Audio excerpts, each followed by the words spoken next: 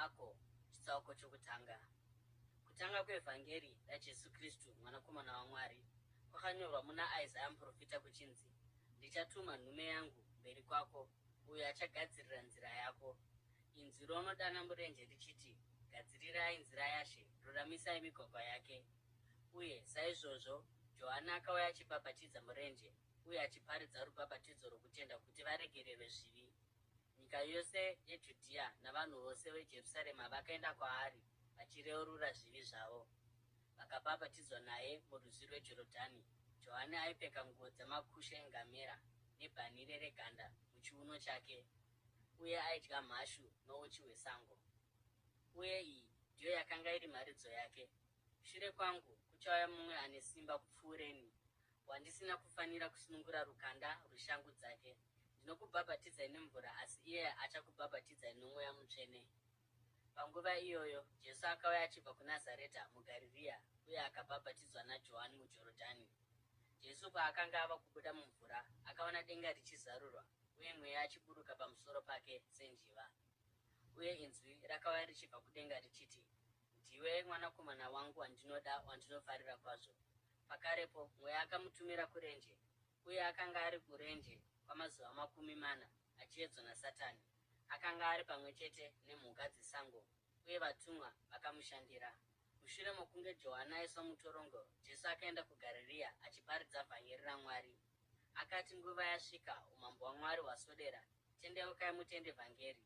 Jesu paakanga achifamba pamahombekombe egungwa reGarirea, akaona Simoni nomunun'una wake Andrea achikanda usvasvi mugungwa, nokuti vakanga vari vabati vehove. Jesu akati, uyai munditevere, uye ndichakuitai vabati vavanhu. Pakarepo vakasiya usvasvi hwavo vakamutevera. Jesu afamba chinhambwe zvishoma, akaona Jakobho mwanakomana waZebhedhi nomunun'una wake Johani vari mugwa vachigadzira usvasvi hwavo. Haana kunonoka, akavadana, uye vakasiya baba vavo Zebhedhi mugwa vaine vashandi vavo vakamutevera. Vakaenda kuKapenaume, uye nomusi weSabata Jesu akapinda musinagoge akatanga kudzidzisa. Vanhu vakashamiswa nokudzidzisa kwake, nokuti akavadzidzisa somunhu ane simba, asingaiti savadzidzisi vomurayiro. Pakarepo mumwe murume akanga ari musinagoge ravo, akanga akabatwa nomweya wakaipa, akadanidzira achiti, munodeiko kwatiri, imi Jesu weNazareta? Ndinoziva kuti ndimi ani, ndimi Mutsvene waMwari. Jesu akarayira akati, nyarara, buda maari. Mweya wakaipa wakamuzunza-zunza ndokubva wabuda maari nenzwi guru.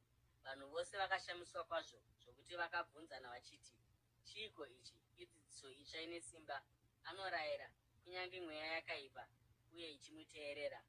Mukurumbira wake wakapararira munyika yose yeGarirea. Vakati vachangobva musinagoge, vakaenda naJakobho naJohani kumba kwaSimoni naAndrea. Ambuya vaSimoni vakanga vavete pamubhedha vachirwara nefivha, uye vakaudza Jesu nezvazvo. Saka akaenda kwavari, akabata ruoko rwavo, akavabatsira kusimuka. Fivha yakabva mavari, vakatanga kuvashandira. Manheru acho iwayo, zuva ravira, vanhu vakauya kuna Jesu navose vairwara navakanga vakabatwa namadhimoni. Guta rose rakaungana pamukova, uye Jesu akaporesa vazhinji vakanga vane zvirwere zvakasiyana-siyana. Akadzingawo madhimoni mazhinji, asi akanga asingatenderi madhimoni kuti ataure, nokuti akanga achiziva kuti iye ndiani. Mangwanani-ngwanani kuchakasviba, Jesu akamuka akabuda mumba akaenda kunzvimbo yaakanga ari oga. Ikoko akandonyengetera. Simoni navamwe vake vakaenda kundomutsvaga, uye vakati vamuwana vakati, vanhu vose vanokutsvakai. Jesu akapindura akati, ngatiendei kune imwe nzvimbo, kumisha iri pedyo, kuti ndinoparidzawo ikoko. Ndizvo zvandakauyira. Saka akafamba nomuGarirea yose achiparidza mumasinagoge avo uye achidzinga madhimoni. Mumwe murume akanga ane maperembudzi akauya kwaari akapfugama, akamukumbira zvikuru achiti, kana muchida munogona kundinatsa. Jesu akamunzwira ngoni, akatambanudza ruoko rwake akabata murume uya akati, ndinoda, chinatswa. Pakarepo maperembudzi akabva paari uye akaporeswa. Jesu akamuendesa pakarepo akamuyambira zvikuru achiti, chenjera kuti urege kuudza mumwe munhu, asi enda undozviratidza kumuprista ugobayira chipiriso chakarayirwa naMozisi chokuporeswa kwako chive chapupu kwavari. asi iye akabuda akatanga kutaura akasununguka achiparidza shoko iro. Nokuda kwaizvozvo Jesu haana kuzogona kupinda muguta zviri pachena, asi akagara kunze kunzvimbo dzakanyarara. Kunyange zvakadaro, vanhu vakaramba vachiuya kwaari vachibva kumativi ose.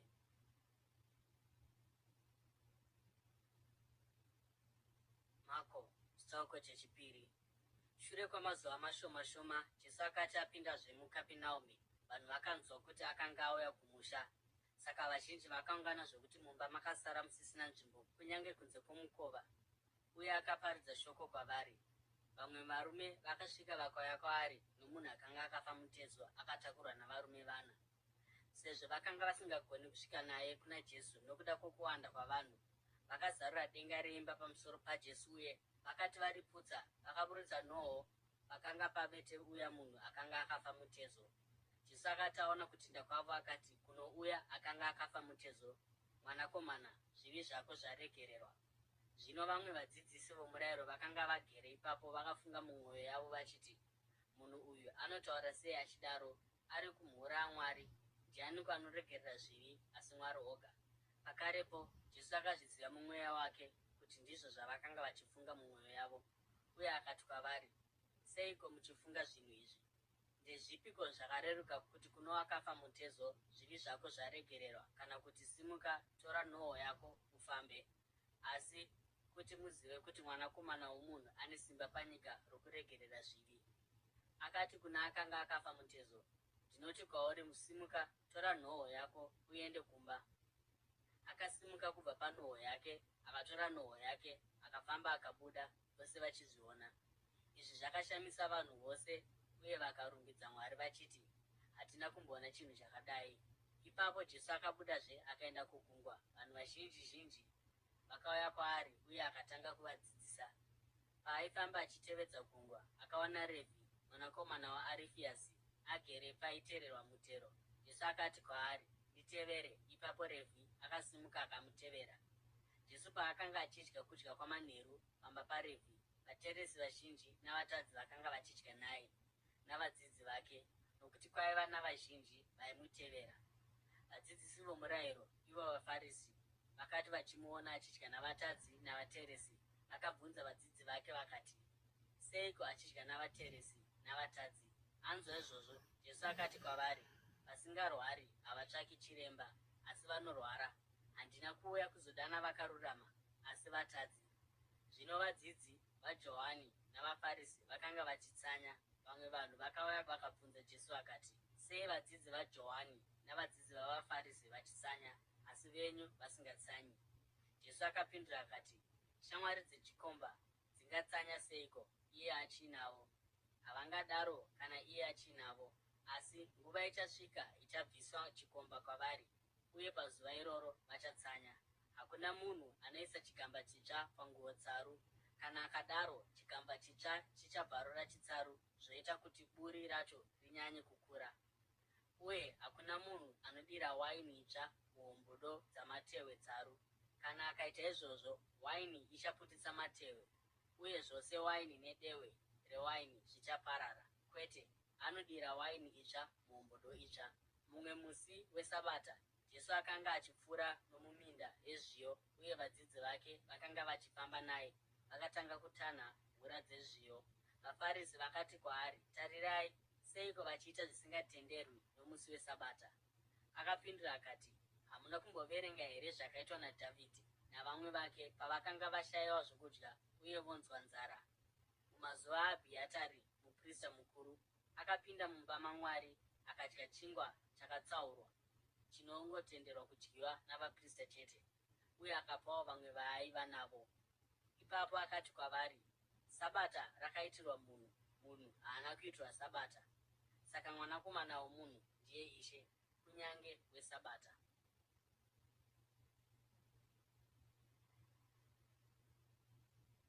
Mako chitsauko chechitatu.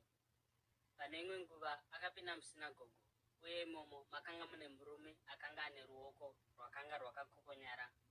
Vamwe vavo vakanga vachitsvaka mhosva yavangapomera Jesu, saka vakamutarisisa kuti vaone kana aizomuporesa nomusi weSabata. Jesu akati kumurume akanga ane ruoko rwakakokonyara, simuka umire pamberi pavanhu vose. Ipapo akavabvunza akati, ndezvipiko zvinotenderwa nomusi weSabata? Kuita zvakanaka kana kuita zvakaipa, kuponesa munhu kana kuuraya? Asi vakaramba vanyerere. Akatsamwa akatarisa vanhu vose vakanga vakamukomberedza, uye ashungurudzwa nokuda kwokusindimara kwemwoyo yavo, akati kumurume uya, tambanudza ruoko rwako. Akarutambanudza, uye ruoko rwake rukaporeswa. Ipapo vaFarisi vakabuda vakatanga kurangana navaHerodhi kuti vangauraya sei Jesu. Jesu akabva kugungwa navadzidzi vake, uye vanhu vazhinji vaibva kuGarirea vakamutevera. Vakati vanzwa zvose zvaakanga achiita, vanhu vazhinji vakauya kwaari vachibva kuJudhea, Jerusarema, Idhumia uye namatunhu ari mhiri kweJorodhani neakapoteredza Tire neSidhoni. Akaudza vadzidzi vake kuti vamutsvagire igwa duku kuitira kuti vanhu varege kumutsikirira nokuda kwokuwanda kwavo. Ainge aporesa vazhinji zvokuti vaya vakanga vane zvirwere vakanga vachisundana vachiuya mberi kuti vamubate. Pose paaionekwa nemweya yakaipa yaiwira pasi pamberi pake uye yaidanidzira ichiti, ndimi Mwanakomana waMwari, asi iye akairayira kwazvo kuti irege kutaura kuti akanga ari ani. Jesu akakwira pagomo akadana kwaari vaya vaida uye vakauya. Akasarudza vane 12 akavati vapostori kuti vagare naye, uye kuti agozovatuma kuti vandoparidza uye kuti vave nesimba rokudzinga madhimoni. Ava ndivo 12 vakasarudzwa: Simoni, uyo waakatumidza zita rokuti Petro; Jakobho mwanakomana waZebhedhi nomunun'una wake Johani, avo vaakatumidza zita rokuti Bhoanerigesi, kureva kuti vanakomana vokutinhira; Andrea, Firipi, Bhatoromeo, Mateo, Tomasi, Jakobho mwanakomana waArifiasi, Tadhio, Simoni muZeroti naJudhasi Iskarioti, uyo akamupandukira. Ipapo Jesu akapinda mune imwe imba, uye vazhinji vakaunganazve, zvokuti iye navadzidzi vake vakanga vasingagoni kunyange kudya. Mhuri yake yakati yazvinzwa, vakaenda kundomubata nokuti vakati ava kupenga. Uye vadzidzisi vomurayiro vaibva kuJerusarema vakati akabatwa nomweya waBheerizebhubhi, ari kudzinga madhimoni nomuchinda wamadhimoni. Saka Jesu akavadana akataura kwavari nomufananidzo achiti, ko, Satani angadzinga sei Satani?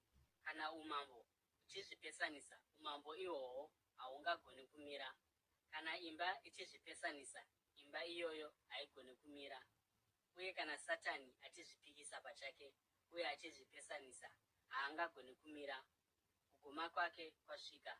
Zviripo ndezvokuti hakuna munhu angapinda mumba momunhu ane simba agotakura zvinhu zvake, kana asina kutanga asunga murume wacho ane simba. Ipapo angagona kupamba imba yake. Ndinokuudzai chokwadi kuti zvivi zvose nokumhura kwavanhu kwose zvicharegererwa, asi ani naani anomhura Mweya Mutsvene haazomboregererwi. Ane mhosva yechivi chisingaperi. Akataura izvozvo nokuti vakanga vachiti ano mweya wakaipa.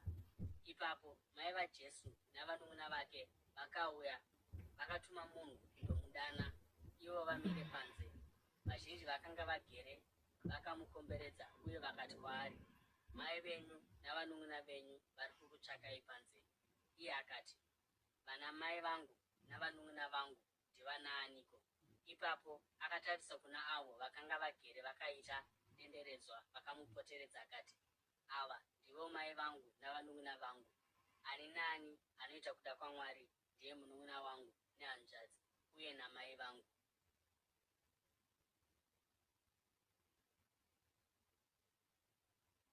Mako chitsauko 4.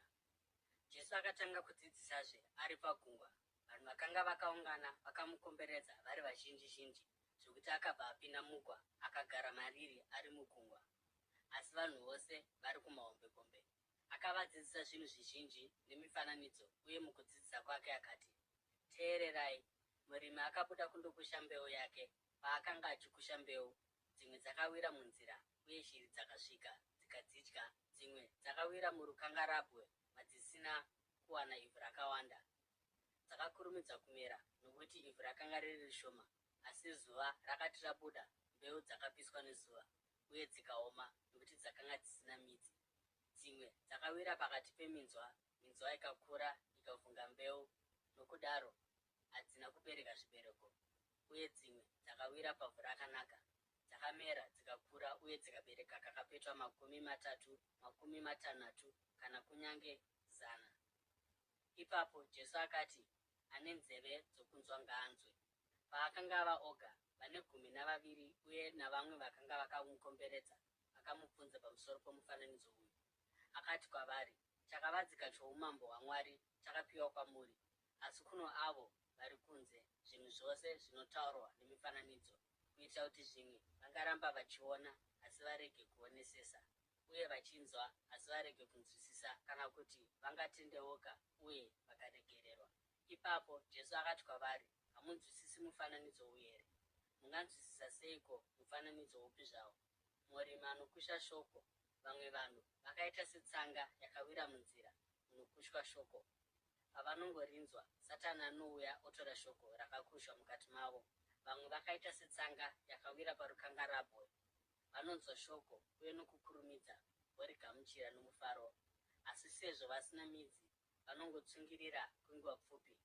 Vanongosvika nhamo kana kutambudzwa nokuda kweshoko vanokurumidza kuwa. Uye vamwe setsanga yakawira pakati peminzwa, vanonzwa shoko asi kufunganya nezveupenyu hunokunyengera kwoupfumi kwezvishuvo zvezvimwe zvinhu zvinopinda zvigovhunga shoko zvichirishayisa zvibereko. Vamwe vakaita setsanga yakawira pavhu rakanaka, vanonzwa shoko vorigamuchira uye vobereka zvibereko kakapetwa 30, 60 kana kunyange 100 pane zvinenge zvakushwa. Akati kwavari, munouya nomwenje kuzoisa pasi pedengu here kana pasi pomubhedha? Handiti munoisa pachigadziko chawo here? Nokuti hapana chakavigwa chisingazooneswi, uye hapana chakavanzika chisingazobudi pachena. Munhu ane nzeve dzokunzwa ngaanzwe. Akaenderera mberi achiti, chenjerai kwazvo zvamunonzwa. Chiyero chamunoshandisa ndicho chamunoyererwawo nacho, kunyange zvakapfuurisa. Ani naani anazvo achapiwa zvimwe, ani naani asina achatorerwa kunyange nezvaanazvo. Akatizve, umambo hwaMwari hwakafanana nomunhu anokusha mbeu muvhu. Usiku namasikati, kunyange akavata kana akamuka, mbeu inomera igokura, kunyange zvayo asingazivi kuti zvinoitika sei. Ivhu riri roga rinobereka zviyo, kutanga chipande, kwozoti hura, kwozoitawo tsanga dzakakora muhura. Panongoibva zviyo anozvicheka nejeko, nokuti kukohwa kwasvika. Akatizve, umambo hwaMwari tingahufananidza neiko, kana kuti tingaita mufananidzo upiko kuti tihutsanangure? Hwakafanana netsanga yemasitadhi, inova tsanga duku duku yaunodyara muvhu, asi kana yadyarwa inokura igova muti mukuru kupfuura miti yose yomubindu. Una matavi makuru zvokuti shiri dzedenga dzinogona kugara mumumvuri wawo. Nemimwe mifananidzo yakadai, Jesu akataura shoko kwavari, zvose sezvavaigona kunzwisisa. Haana kutaura chimwe chinhu kwavari asingashandisi mufananidzo. Asi paainge ari oga navadzidzi vake, aivatsanangurira zvose. Zuva iroro ava madekwana, akati kuvadzidzi vake, ngatiyambukirei kuno rumwe rutivi. Vakasiya vanhu vazhinji vakaenda naye mugwa sezvaakanga ari. Pakanga pane mamwewo magwa aaiva nawo. Dutu rinotyisa rakauya, uye mafungu akarova igwa, zvokuti rakanga rava pedyo nokunyura. Jesu akanga ari mushure megwa avete pamutsago. Vadzidzi vake vakamumutsa vakati kwaari, Mudzidzisi, hamuna hanya here kana tikanyura? Akamuka akarayira mhepo uye akati kumafungu, nyarara, dzikama. Ipapo mhepo yakapera uye kukadzikama zvikuru. Akati kuvadzidzi vake, munotyireiko zvakadai? Hamusati mava nokutenda here? Vakatya uye vakabvunzana vachiti, ndianiko uyu? Kunyange mhepo namafungu zvinomuteerera.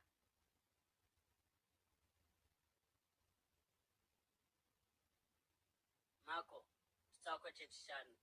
Vakayambuka mhiri kwegungwa kunyika yavaGeraseni.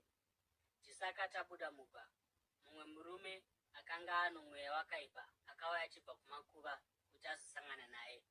Murume uya aigara kumakuva, uye kwakanga kusisina munhu aigona kumusungazve, kunyange kana nengetani. nokuti kazhinji aisungwa maoko namakumbo, asi aidambura ngetani napakati uye achivhuna simbi dzaiva pamakumbo ake. Hakuna munhu aiva nesimba rokumukunda. Usiku namasikati aingochema uye achizvicheka-cheka namabwe ari pakati pamakuva uye nomuzvikomo. Akati aona Jesu achiri chinhambwe, akamhanya akandowira namabvi ake mberi kwake. Akadanidzira nenzwi riri pamusoro achiti, "Munodeiko kwandiri, Jesu mwanakomana waMwari wokumusoro-soro? Pikai kuna Mwari kuti hamuzonditambudzi." Nokuti Jesu akanga ati kwaari, "Buda mumunhu uyu, iwe mweya wakaipa." Ipapo Jesu akamubvunza kuti, "Zita rako ndiwe ani?" Akapindura akati, "Zita rangu ndiri Gioni, nokuti tiri vazhinji." Uye akakumbirazve kuna Jesu kuti arege kuidzinga kubva munyika iyo.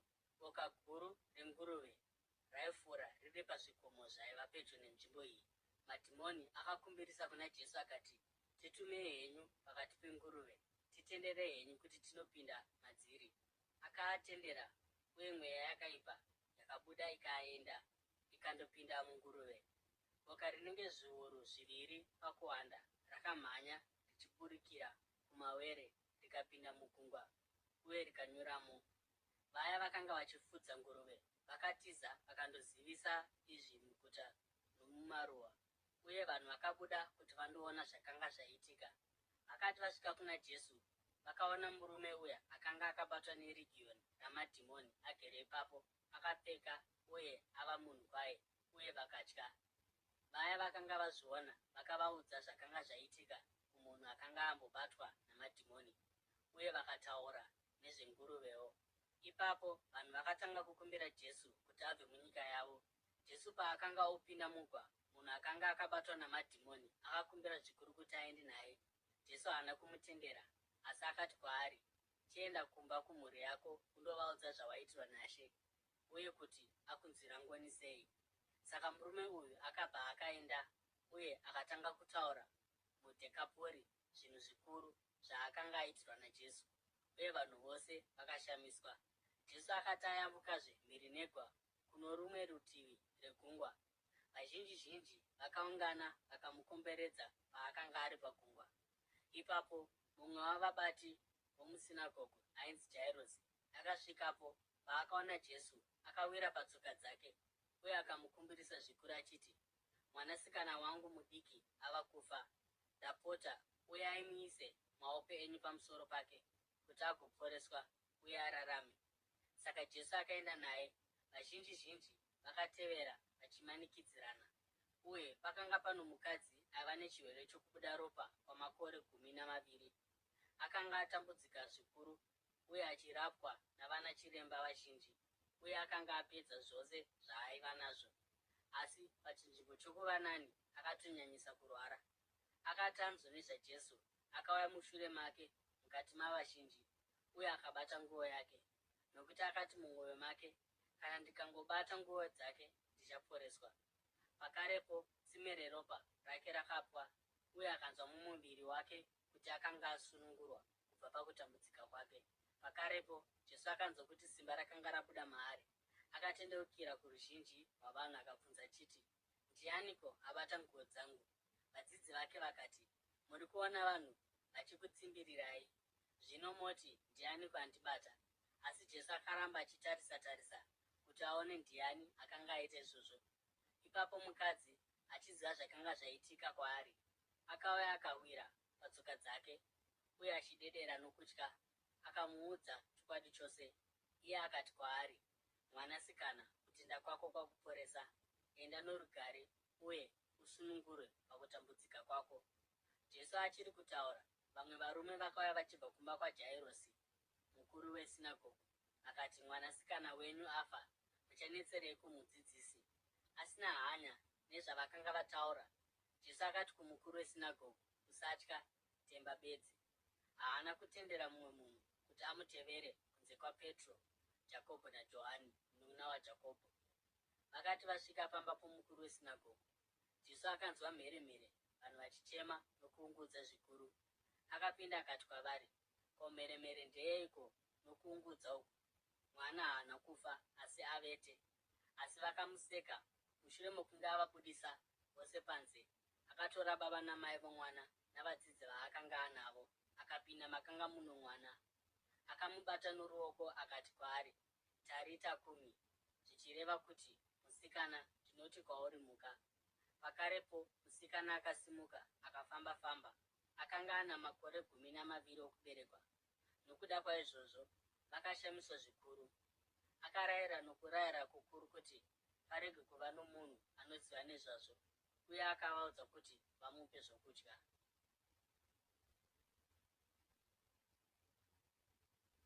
Mako sauko chetanhatu. Jesu akabva ipapo akaenda kuguta rokwake, vadzidzi vake vachimutevera. Sabata rakati rasvika, akatanga kudzidzisa musinagoge, uye vazhinji vakamunzwa vakashamiswa, vakabvunza vachiti, murume uyu akawanepi zvinhu izvi? Uchenjeri hupi uhu hwaakapiwa hwokuti anotoita zvishamiso? Ko, haasiye muvezi here? Ko, haasiye mwanakomana waMaria here, nomukoma waJakobho, Josefa, Judhasi naSimoni? Ko, hanzvadzi dzake hadzizi pano nesu here? Uye vakagumburwa naye. Jesu akati kwavari, muprofita hakudzwi muguta romunyika yokwake, pakati pehama dzake nomumba make chete. Haana kugona kuita zvishamiso zvipi zvazvo imomo, kunze kwokuisa maoko ake pamusoro pavanhu vashoma vairwara uye nokuvaporesa. Akashamiswa nokusatenda kwavo. Ipapo Jesu akapota nemisha achidzidzisa. Akadana kwaari vane 12, akavatuma vari vaviri, uye akavapa simba pamusoro pemweya yakaipa. Akavarayira achiti, musatora chinhu parwendo kunze kwetsvimbo, musatora chingwa kana hombodo kana mari muzvikwama zvenyu. Mupfeke shangu, asi kwete nguo yechipiri. Pose pamunopinda mumba, garai imomo kusvikira mabva muguta iroro. Uye kana pane nzvimbo icharamba kukugamuchirai kana kukuteererai, muzunze guruva retsoka dzenyu pamunenge mobva, chive chapupu pamusoro pavo. Vakabuda vakaenda kundoparidza kuti vanhu vatendeuke. Vakadzinga madhimoni mazhinji, uye vakazodza mafuta vanhu vazhinji vairwara, uye vakavaporesa. Mambo Herodhi akanzwa nezvazvo, nokuti zita raJesu rakanga rozivikanwa kwazvo. Vamwe vakanga vachiti, Johani Mubhabhatidzi akamutswa kubva kuvakafa, uye ndokusaka zviratidzo zvesimba zvichiitika. Vamwe vakati ndiEriya, uye vamwezve vakati ndiye muprofita akaita somumwe wavaprofita vekare. Asi Herodhi akati anzwa izvozvo, akati Johani, murume wandakagura musoro, akamutswa kubva kuvakafa. Nokuti Herodhi pachake akanga arayira kuti Johani asungwe, uye akaita kuti asungwe nengetani, uye aiswe mutorongo. Akaita izvi nokuda kwaHerodhiasi, mukadzi womunun'una wake Firipi, waakanga awana, nokuti Johani akanga ati kuna Herodhi, hazvitenderwi kuti utore mukadzi womunun'una wako. Saka Herodhiasi akachengeta ruvengo mumwoyo make pamusoro paJohani, uye akada kumuuraya. Asi akanga asingakwanisi kuita izvozvo, nokuti Herodhi aitya Johani uye akamudzivirira, achimuziva somunhu akanga akarurama uye ari mutsvene. Herodhi akati anzwa Johani akakanganisika zvikuru, asi akanga achifarira kumuteerera. Pakupedzisira, mukana wakazovapo pazuva rokuberekwa kwake. Herodhi akaitira vabati vake vakuru navakuru vamauto uye navarume vaitungamirira muGarirea mabiko. Mwanasikana waHerodhiasi akati apinda akatamba, akafadza Herodhi navakanga vakokwa kuzodya. Mambo akati kumusikana, ndichakupa chinhu ichocho, uye akamuvimbisa nemhiko achiti, chose chauchakumbira ndichakupa chinhu ichocho, kusvikira pahafu yeumambo hwangu. Akabuda kunze akandoti kuna mai vake, ndichakumbireiko? Ivo vakati, musoro waJohani Mubhabhatidzi. Pakarepo musikana akamhanya akapinda kuna mambo nechikumbiro akati, ndinoda kuti mundipe iye zvino musoro waJohani Mubhabhatidzi mundiro umu. Mambo akatambudzika zvikuru, asi nokuda kwemhiko yake uye nokuda kwevaakanga achidya navo, haana kuda kumurambira. Saka pakarepo akatuma murwi akarayira kuti vauye nomusoro waJohani. Murume akaenda akandogura musoro waJohani mutorongo, akadzoka nomusoro wake uri mundiro. Iye akaupa musikana, uye musikana akaupa kuna mai vake. Vadzidzi vaJohani vakati vanzwa izvi, vakauya vakatora mutumbi wake vakauviga mubwiro. Apostori vakaungana pana Jesu, vakamuudza zvose zvavakanga vaita nezvavakanga vadzidzisa. Zvino nokuda kwokuti vanhu vazhinji vakanga vachingouya nokuenda zvokuti havana kugona kuwana kunyange mukana wokudya, akati kwavari, handei tose imi neni chete kunzvimbo yakanyarara kuti mumbondozorora. Saka vakaenda voga mugwa kunzvimbo yakanyarara. Asi vazhinji vakavaona, vakavaziva uye vakamhanya netsoka vachibva kumaguta ose vakavatangira kusvikako. Jesu akati aburuka uye achiona vanhu vazhinji zhinji, akavanzwira tsitsi nokuti vakanga vakaita samakwai asina mufudzi. Saka akatanga kuvadzidzisa zvinhu zvizhinji. Zvino zuva rava kuvira, vadzidzi vake vakauya kwaari vakati, nzvimbo ino irenje uye kwava kudoka. Itai kuti vanhu vaende kumaruva nemisha yakapoteredza kuti vandozvitengera zvokudya. Asi iye akapindura akati, imi vapei zvokudya. Vakati kwaari, izvo zvinotoda muripo womunhu wemwedzi misere. Ko, tingashandisa mari yakawanda kudaro kutenga chingwa kuti tigovapa kuti vadye here? Akati, mune zvingwa zvinganiko? Endai mundotarisa. Vakati vazviona, vakati 5 nehove 2. Ipapo Jesu akavarayira kuti vagarise vanhu vose pasi mumapoka pauswa hunyoro.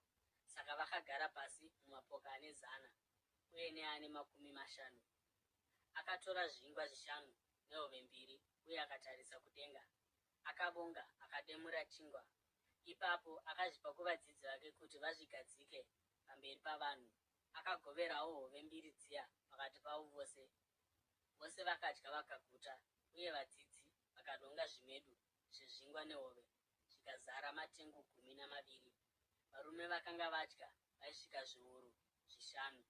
Pakarepo Jesu akaita kuti vadzidzi vake vakwire mugwa uye kuti vafanotungamira kuBhetisaidha, iye achiri kuendesa vanhu vazhinji. Akati aonekana navo, akakwira mugomo kundonyengetera. Ava madekwana, igwa rakanga rava pakati pegungwa, uye iye aiva oga kunyika. Akaona vadzidzi vachitambudzika pakukwasva nokuti mhepo yairova. Nenguva inenge yechina yousiku, akaenda kwavari achifamba pamusoro pegungwa. Akanga oda kuvapfuura, asi pavakamuona achifamba pamusoro pegungwa, vakafunga kuti aiva dzimudzangara. Vakadanidzira nokuti vose vakamuona vakatya. Pakarepo akataura kwavari akati, tsungai mwoyo, ndini, musatya. Ipapo akakwira mugwa navo, uye mhepo ikadzikama. Vakakatyamara zvikuru nokuti vakanga vasati vanzwisisa nezvezvingwa, mwoyo yavo yakanga iri mikukutu.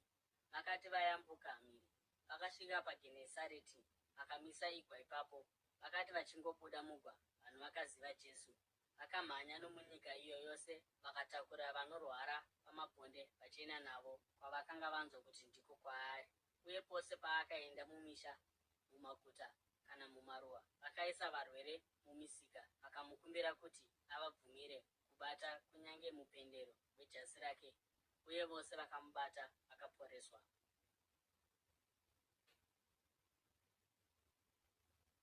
Mako chitsauko 9. VaFarisi navamwe vavadzidzisi vomurayiro vakanga vauya kuJerusarema vakaungana pana Jesu. Vakaona vamwe vavadzidzi vake vachidya zvokudya mumaoko akanga ane tsvina, ndiko kuti asina kushambwa. VaFarisi navaJudha vose havadyi kunze kwokunge vamboshamba maoko avo vachichengeta tsika dzavakuru.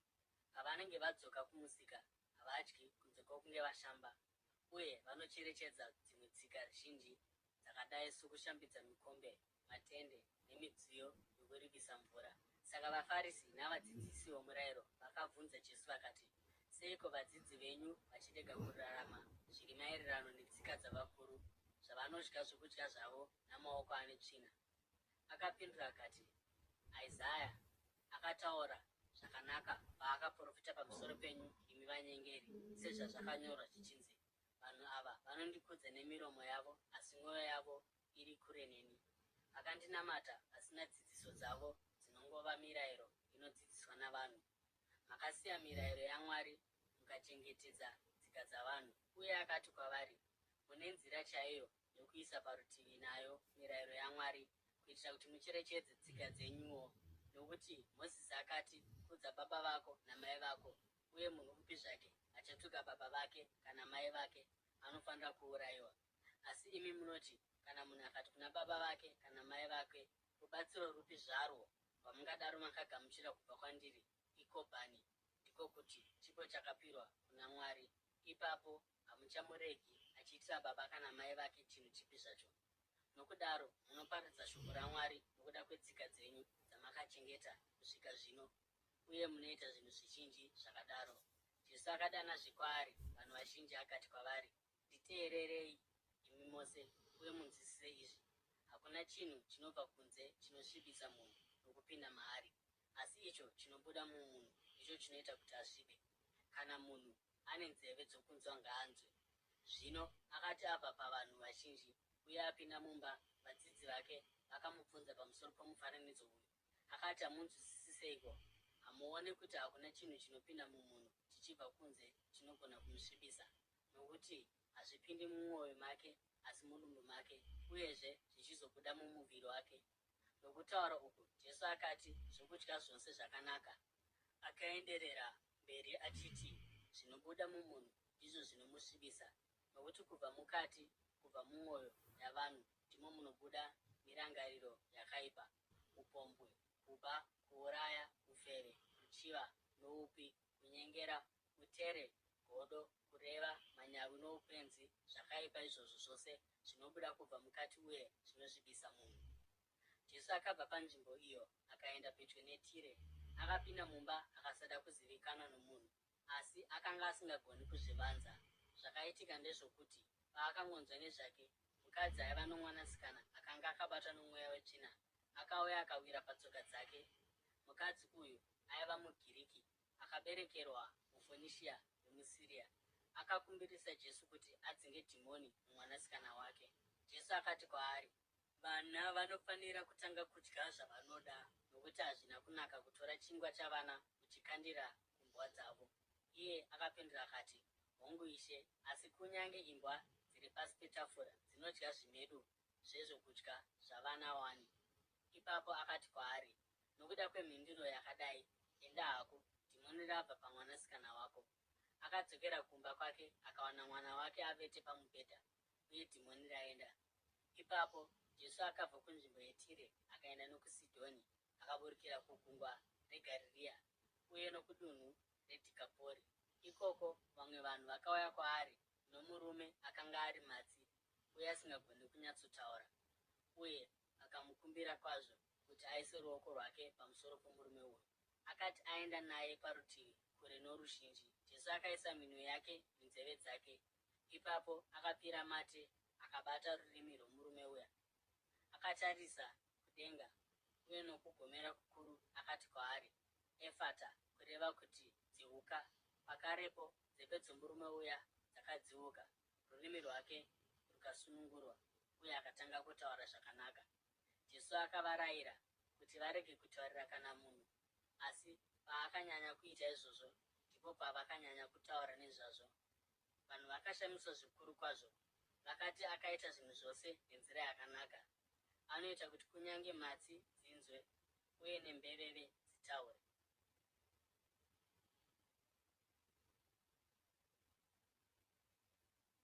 Mako chitsauko chesere. Mumazuva iwayo vamwe vanhu vazhinji vakaunganazve. Sezvo vakanga vasina zvokudya, Jesu akadana vadzidzi vake kwaari akati, ndine urombo kwazvo navanhu ava. Atova mazuva 3 vaneni uye havana chokudya.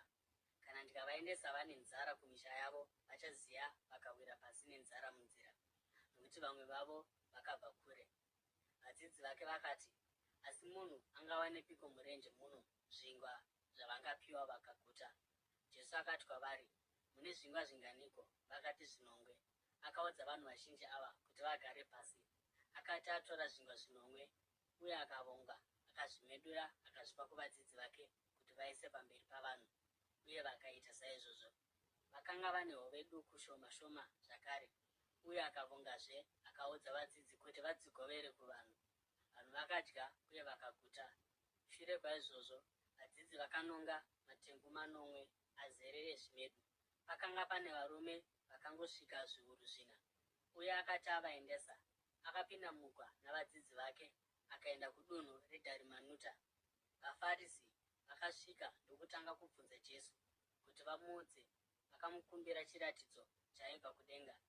Akagomera zvikuru akati, seiko rudzi urwu ruchikumbira chiratidzo? Ndinokuudzai chokwadi, hakuna chiratidzo chichapiwa kwarwuri. Ipapo akavasiya akadzokera mugwa akayambukira kuno rumwe rutivi. Vadzidzi vakanga vakanganwa kuuya nechingwa kunze kwechimwe chete chavakanga vanacho mugwa. Jesu akavayambira achiti, chenjerai, ngwarirai mbiriso yavaFarisi neyaHerodhi. Vakataurirana vachiti, imhaka yokuti hatina chingwa. Achiziva zvavaitaurirana, Jesu akavabvunza akati, seiko muchitaura pamusoro pokuti hamuna chingwa? Heya muchigere kuona kana kunzwisisa nhai? Mwoyo yenyu ichiri mikukutu nhai? Heya mune meso asi hamuoni, uye mune nzeve asi hamugoni kunzwa nhai? Uye hamurangariri here? Pandakamedurira zviuru 5 zvavanhu zvingwa 5, makazadza matengu mangani ezvimedu zvakasara? Vakati 12. Uye pandakamedurira zviuru 4 zvavanhu zvingwa 5, vakazadza matengu mangani ezvimedu? Vakapindura vakati 8. Akati kwavari, hamunzwisisina zvino here? Vakasvika kuBhetisaidha, uye vamwe vanhu vakauya nomurume akanga ari bofu, uye vakakumbira zvikuru kuti Jesu amubate. Akabata murume akanga ari bofu noruoko, akamutungamirira kunze kwomusha. Akatapira mate pamaziso ake. Jesu akaisa maoko ake pamusoro pake. Akamubvunza akati, pane zvauri kuona here? Iye akatarisa kumusoro akati, ndinoona vanhu vanotarisika semiti inofamba-famba. Jesu akaisazve maoko ake pameso omurume uyu. Ipapo meso ake akasvinudzwa, akadzorerwa kuona kwake, uye akaona zvinhu zvose zvakanaka. Jesu akamuendesa kumba achiti, usapinda mumusha. Jesu navadzidzi vake vakapfuurira kumisha yakapoteredza Kesaria Firipi. Vari munzira akavabvunza achiti, vanhu vanoti ndini aniko? Vakapindura vakati, vamwe vanoti Johani Mubhabhatidzi, vamwe vanoti Eria, vamwezve vanoti mumwe wavaprofita. Iye akati, asi imi munoti kudini? Munoti ndini aniko? Petro akapindura akati, ndimi Kristu. Jesu akavayambira kuti vasaudza munhu nezvake. Akatanga kuvadzidzisa kuti Mwanakomana womunhu anofanira kutambudzika pazvinhu zvizhinji, uye agorambwa navakuru, vaprista vakuru navadzidzisi vomurayiro, uye kuti anofanira kuurayiwa, uye shure kwamazuva 3 agomukazve. Akataura pachena pamusoro pazvo, uye Petro akaenda naye parutivi akatanga kumutsiura. Asi Jesu akati atendeuka akatarira kuvadzidzi vake, akatsiura Petro achiti, enda shure kwangu Satani, iwe hauna zvinhu zvaMwari mupfungwa dzako, asi zvinhu zvavanhu. Ipapo akadana vanhu vazhinji kwaari, pamwe chete navadzidzi vake akati, kana munhu upi zvake achida kunditevera, anofanira kuzviramba, atakure muchinjikwa wake agonditevera. Nokuti ani naani anoda kuponesa upenyu hwake acharasikirwa nawo, asi ani naani anorasikirwa noupenyu hwake nokuda kwangu uye nokuda kwevhangeri achahuponesa. Munhu achabatsirweiko kana akawana nyika yose asi akarasikirwa noupenyu hwake? Kana kuti munhu angaripeiko kuti adzikinure upenyu hwake? Kana munhu achinyadziswa neni uye namashoko angu murudzi urwu rwoufeve uye runotadza, Mwanakomana womunhu achanyadziswawo naye paanouya mukubwinya kwaBaba nokwavatumwa vatsvene.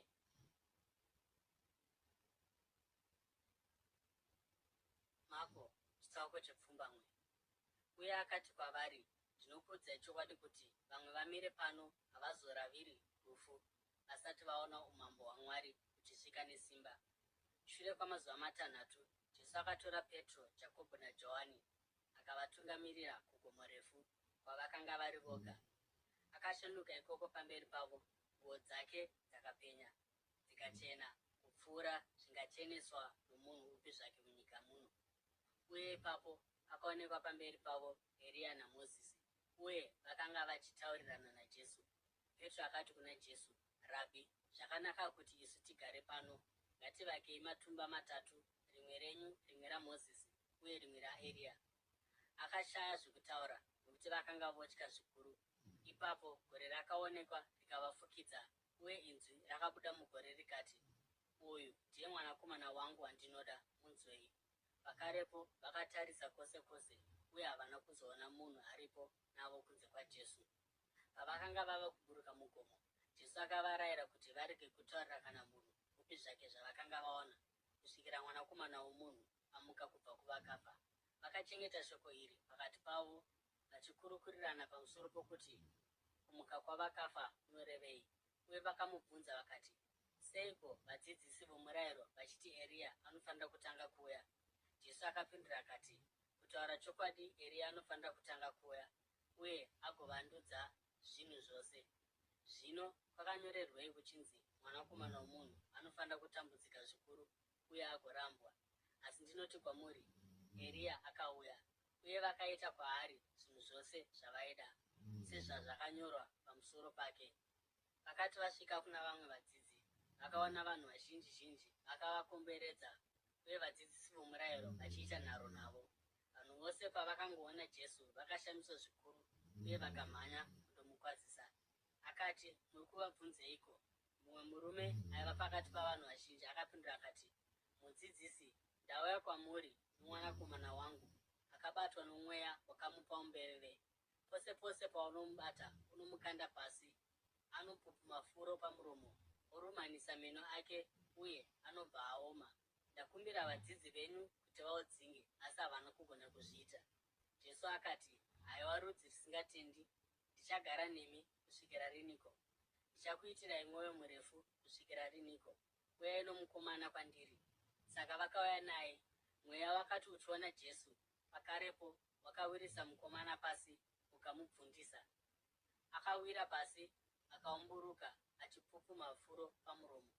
Jesu akabvunza baba vomukomana akati, ane nguva yakadii achiita izvi? Vakapindura vakati, kubva pauduku hwake. Kazhinji unomuwisira mumoto kana mumvura kuti umuuraye. Asi kana muchigona kuita chinhu, tinzwirei tsitsi mutibatsire. Jesu akati, kana muchigona, zvinhu zvose zvinogoneka kune anotenda. Pakarepo baba vomukomana vakadanidzira vachiti, ndinotenda, ndibatsirei pakusatenda kwangu. Jesu akati aona kuti vanhu vazhinji vakanga vomhanyira panzvimbo iyo, akarayira mweya wakaipa kuti, iwe mweya woumatsi nomweya woumberere, ndinokurayira buda maari uye usazopindazve maari.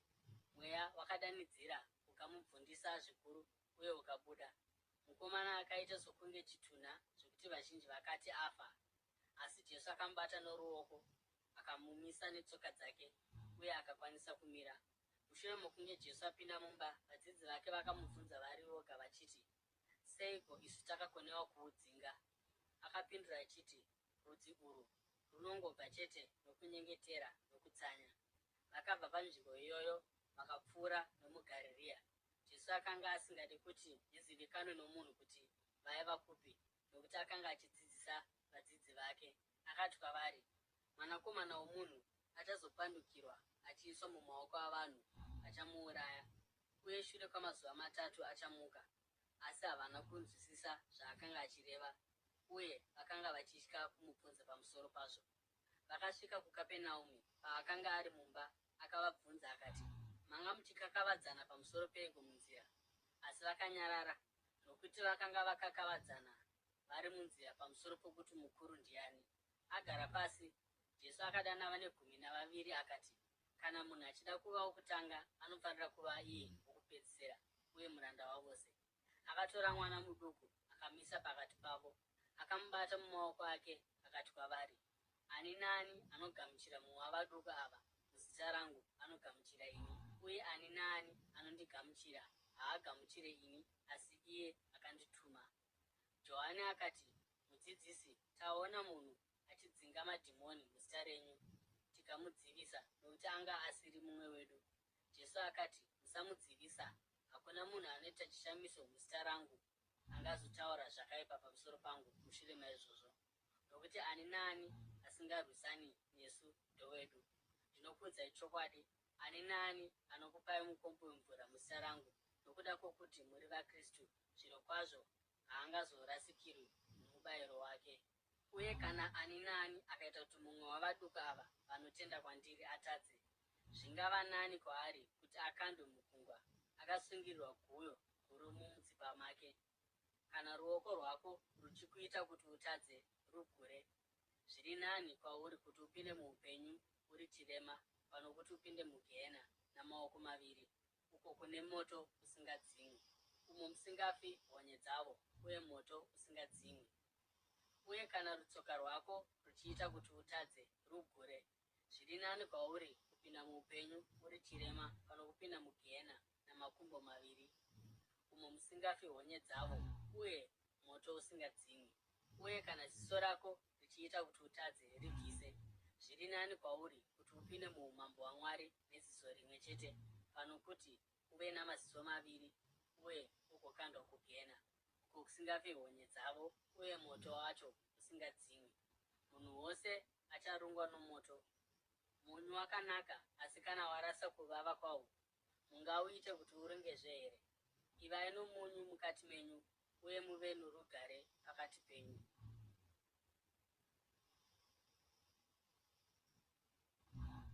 Mako chitsauko 10. Uye Jesu akabva panzvimbo iyoyo akaenda munyika yeJudhea uye akayambuka mhiri kweJorodhani.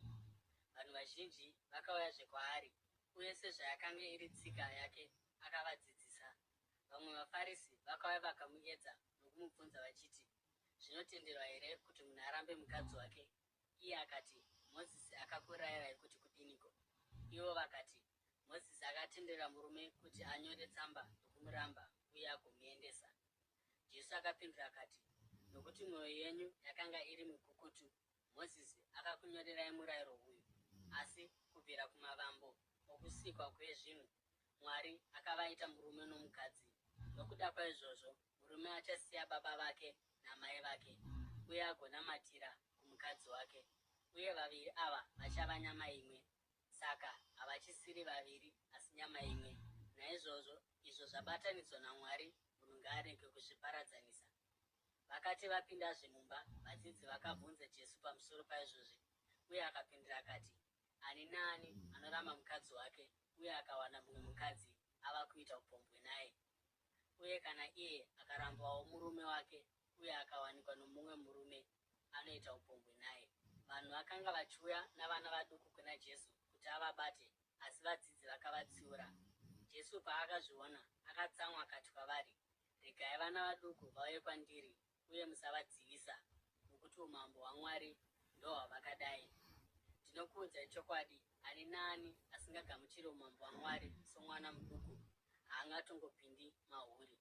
Ipapo akatora vana akavafungatira mumaoko ake, akaisa maoko ake pamusoro pavo akavaropafadza. Jesu akati achifamba munzira, mumwe murume akamhanyira kwaari, akawira pasi namabvi ake pamberi pake. Akabvunza akati, mudzidzisi akanaka, ndinofanira kuiteiko kuti ndigare nhaka youpenyu husingaperi? Jesu akapindura akati, unondiidzireiko akanaka? Hakuna munhu akanaka kunze kwaMwari oga. Mirayiro unoiziva here inoti, usauraya, usaita upombwe, usaba, usapupura nhema, usanyengera, kudza baba vako namai vako. Iye akati, mudzidzisi, izvi zvose ndakazvichengeta kubvira ndichiri mukomana. Jesu akamutarira uye akamuda. Akati kwaari, unoshayiwa chinhu chimwe chete. Enda undotengesa zvinhu zvose zvaunazvo, upe kuvarombo, ugova nepfuma kudenga. Ipapo ugouya unditevere.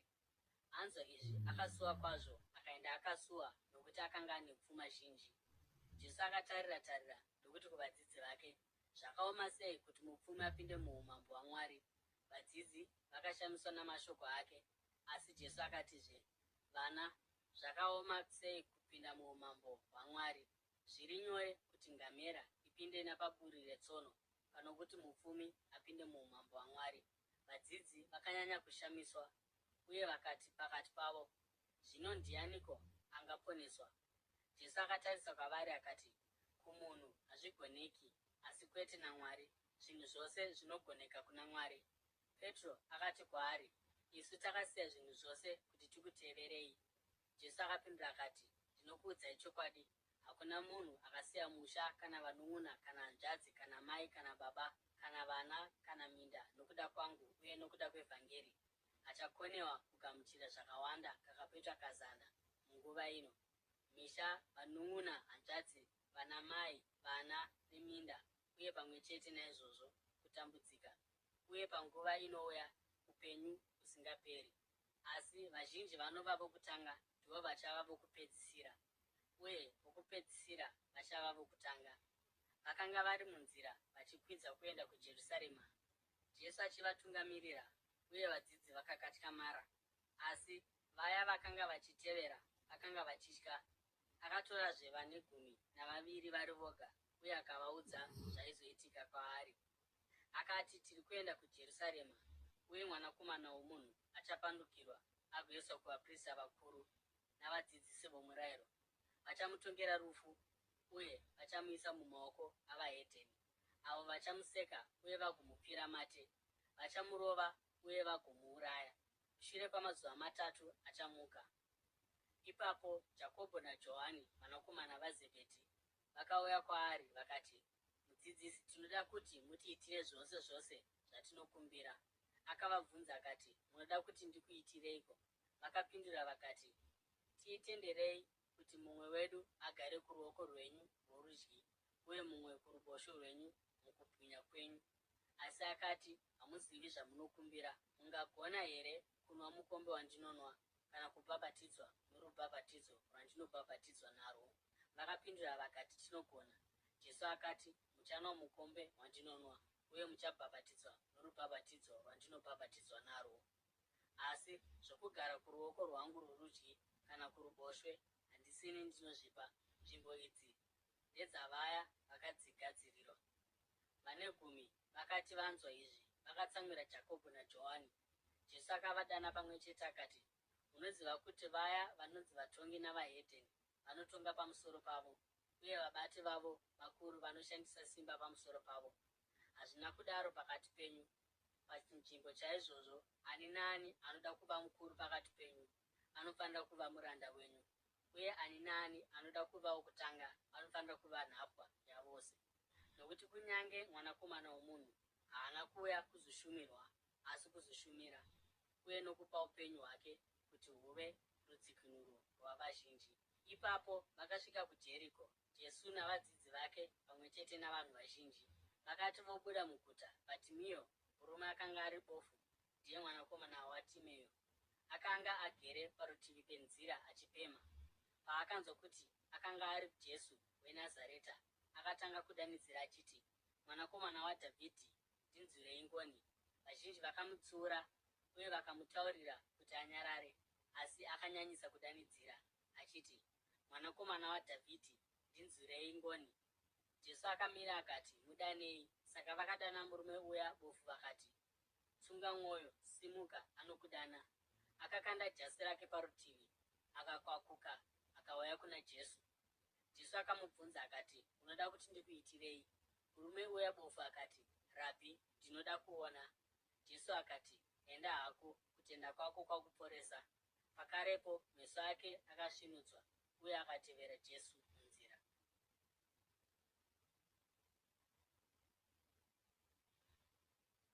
Mako chitsauko che11. Pavakanga vava kusvika kuJerusarema uye vasvika paBhetifage neBhetani pagomo reMiorivhi, Jesu akatuma 2 vavadzidzi vake achiti kwavari, endai mumusha wakatarisana nemi. Pamunongopinda mauri, muchawana mwana wembongoro asina kumbotasvwa nomunhu akasungirwa ipapo. Mumusunungure mugouya naye pano. Kana mukabvunzwa nomunhu kuti, seiko muchiita izvi, muti kwaari, Ishe anomuda uye achamudzosa pano nokukurumidza. Vakaenda vakandowana mwana wembongoro ari kunze munzira womumusha, akasungirirwa pamukova. Pavakamusunungura, vamwe vanhu vakanga vamirepo vakabvunza vakati, muri kuitei muchisunungura mwana wembongoro uyo? Vakapindura sezvavakanga vaudzwa naJesu, uye vanhu vakavarega vachienda. Vakauya nembongoro iyi kuna Jesu, vakakanda majasi avo pamusoro payo. Iye akagara pairi. Vanhu vazhinji vakawaridza majasi avo mumigwagwa. Vamwe vakawaridza matavi avakanga vatema musango. Vakanga vari mberi navaya vaitevera vakadanidzira vachiti, Hosana, akaropafadzwa uyo anouya muzita raShe. Wakaropafadzwa umambo hunouya hwababa vedu Dhavhidhi. Hosana kumusoro-soro. Jesu akapinda muJerusarema uye akaenda kutemberi. Akatarisa zvinhu zvose, asi sezvo kwakanga kwadoka, akabuda akaenda kuBhetani navane 12. Fumi mangwana pavakanga vobva kuBhetani, Jesu akanzwa nzara. Akaona muonde uri kure una mashizha. Akaenda kundoona kana wakanga une michero. Akati asvika pauri, haana chaakawana asi mashizha bedzi, nokuti yakanga isiri nguva yamaonde. Ipapo akati kumuti, ngakurege kuva nomunhu anodya muchero paurizve. Vadzidzi vake vakamunzwa achidaro. Paakasvika muJerusarema, Jesu akapinda mutemberi. Akatanga kudzingira kunze vaya vakanga vachitenga nokutengeserana imomo. Akapidigura tafura dzevaitsinhana mari nezvigaro zvevaitengesa njiva. Uye haana kutendera munhu kutakura zvaitengeswa achipinda nomuchivanze chetemberi. Uye akavadzidzisa achiti, ko, hazvina kunyorwa here kuti imba yangu ichanzi imba yokunyengetera yendudzi dzose? Asi imi maiita bako ramakororo. Vaprista vakuru navadzidzisi vomurayiro vakazvinzwa ndokubva vatanga kutsvaka nzira yokumuuraya nayo, nokuti vaimutya, nokuti vanhu vazhinji vose vaishamiswa nedzidziso yake. Madekwana akati asvika, vakaenda kunze kweguta. Mangwanani pavakanga vachifamba, vakaona muonde wakaoma kubva kumidzi. Petro akarangarira akati kuna Jesu, Rabhi, tarirai, muonde wamakatuka waoma. Jesu akapindura akati, ivai nokutenda muna Mwari. Ndinokuudzai chokwadi, kana munhu akati kugomo iri, enda kusvika nemugungwa, uye asingakahadziki nazvo mumwoyo make, asi achitenda kuti zvaareva zvichaitika, achazviitirwa. Naizvozvo ndinoti kwamuri, zvose zvamunokumbira mukunyengetera, tendai kuti mazvigamuchira, uye zvichava zvenyu. Uye paunomira uchinyengetera, kana mumwe munhu akakutadzira, muregerere, kuitira kuti Baba vako vari kudenga vagokuregerera zvivi zvako. Asi kana usingaregereri, Baba vako vari kudenga havazokuregereri zvivi zvako. Vakasvikazve muJerusarema, uye Jesu paaifamba mutemberi, vaprista vakuru, vadzidzisi vomurayiro navakuru vakauya kwaari. Vakati, unoita zvinhu izvi nesimba ripiko? Uye ndiani akakupa simba rokuita izvi? Jesu akapindura akati, ndichakubvunzai mubvunzo mumwe chete. Ndipindirei ndigokuudzai simba randinoita naro zvinhu izvi. Rubhabhatidzo rwaJohani rwakabva kudenga kana kuti kuvanhu? Ndiudzei. Vakataurirana pakati pavo vakati, kana tikati kudenga, achati, zvino makaregerereiko kumutenda? Asi kana tikati kuvanhu, vakanga vachitya vanhu, nokuti vanhu vose vaitenda kuti Johani akanga ari muprofita zvechokwadi. Saka vakapindura Jesu vachiti, hatizivi. Jesu akati, neniwo handikuudzei simba randinoita naro zvinhu izvi.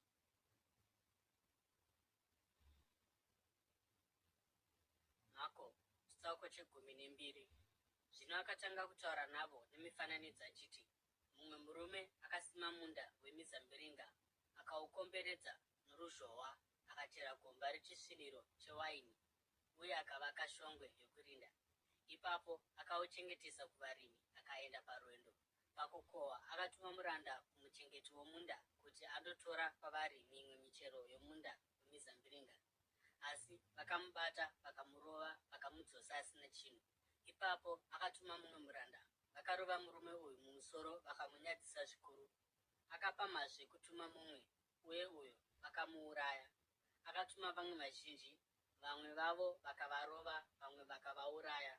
Akanga asara noumwe chete wokutuma, mwanakomana waaida kwazvo. Akamutuma kwokupedzisira achiti, vacharemekedza mwanakomana wangu. Asi vachengeti vakataurirana vakati, uyu ndiye mudyi wenhaka. Uyai, ngatimuurayei, nhaka igova yedu. Saka vakamutora vakamuuraya, vakamurasira kunze kwomunda wemizambiringa. Zvino muridzi womunda wemizambiringa achaiteiko?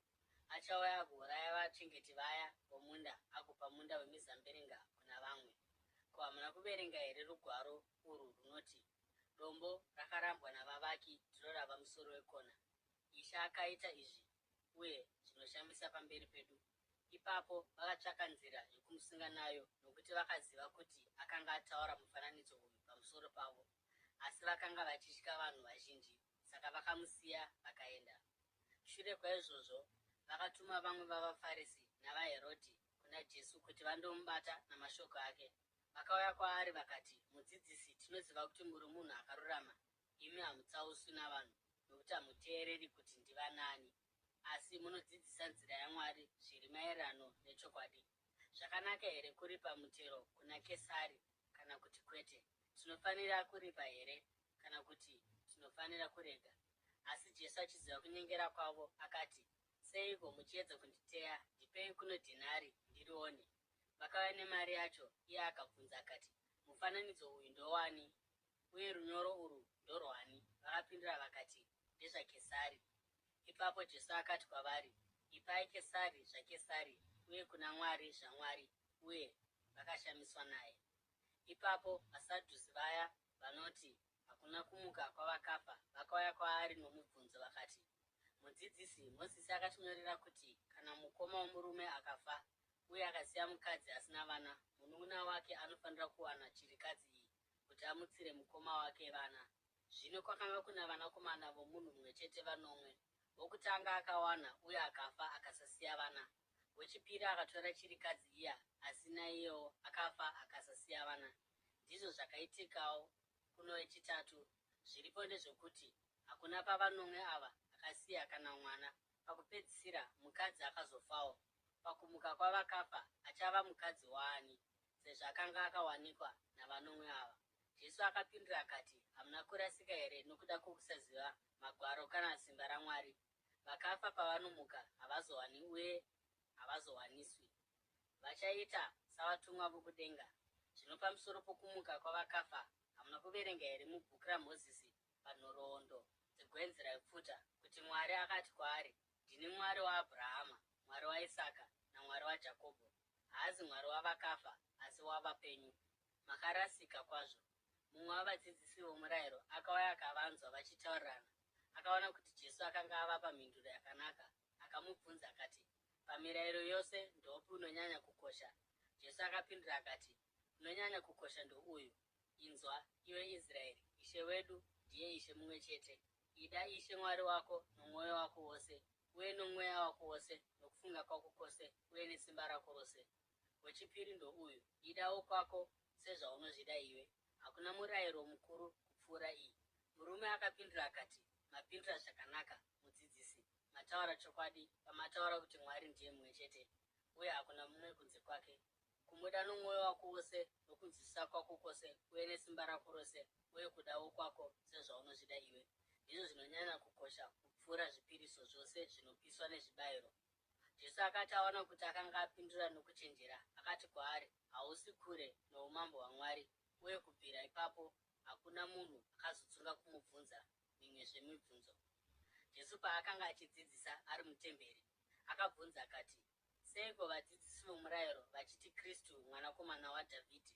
Dhavhidhi pachake achitaura noMweya Mutsvene akati, Ishe akati kuna She wangu, gara kuruoko rwangu rworudyi kusvikira ndaisa vavengi vako pasi petsoka dzako. Dhavhidhi pachake anomuti Ishe, zvino anongova mwanakomana wake seiko? Vanhu vazhinji vakateerera kwaari nomufaro. Pakudzidzisa kwake, Jesu akati, chenjerai vadzidzisi vomurayiro vanoda kufamba-famba vakapfeka nguo refu uye vachikwaziswa mumusika, uye kuti vave nezvigaro zvakakwirira kwazvo mumasinagoge uye nenzvimbo dzinokudzwa pamabiko. Vanoparadza dzimba dzechirikadzi uye vanoita minyengetero mirefu kuti vaonekwe navanhu. Vanhu vakadai vacharangwa zvikuru kwazvo.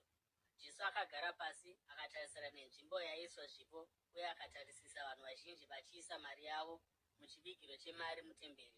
Vapfumi vazhinji vaikandamo mari zhinji, asi chirikadzi yakasvika ikaisamo tumari tuviri tuduku. Jesu akadana vadzidzi vake kwaari akati, ndinokuudzai chokwadi, chirikadzi murombo iyi yaisa mari zhinji muchivigiro kupfuura vamwe vose. Vose vapa kubva paupfumi hwavo, asi chirikadzi iyi yapa ichitora pakushayiwa kwayo. Yaisa zvose zvayanga ichifanira kurarama nazvo.